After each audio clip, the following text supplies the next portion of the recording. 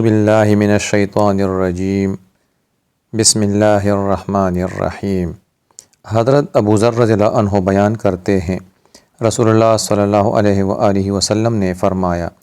جو شخص اس حال میں اللہ کے ساتھ ملاقات کرے کہ وہ دنیا میں کسی کو اللہ کے برابر قرار نہ دیتا ہو، پھر اس پر پہاڑوں جتنے بھی گناہ ہوں تو اللہ اسے معاف فرما دے گا۔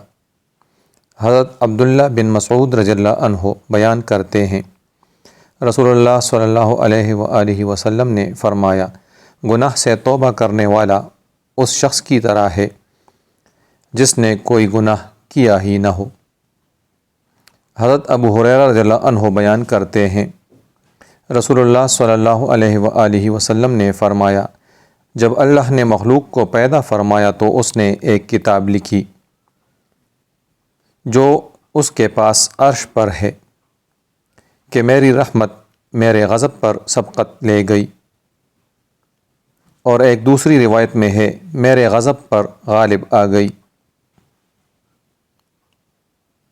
حضرت ابو ہریرہ رضی اللہ عنہ بیان کرتے ہیں،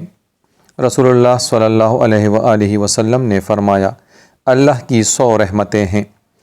ان میں سے ایک رحمت جنوں، انسانوں، حیوانوں اور زہریلے جانوروں میں اتار دی، جس کے ذریعے وہ باہم شفقت اور رحم کرتے ہیں۔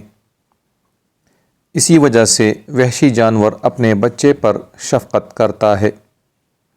جبکہ اللہ نے 99 رحمتیں اپنے پاس رکھی ہیں جن کے ذریعے وہ روز قیامت اپنے بندوں پر رحم فرمائے گا۔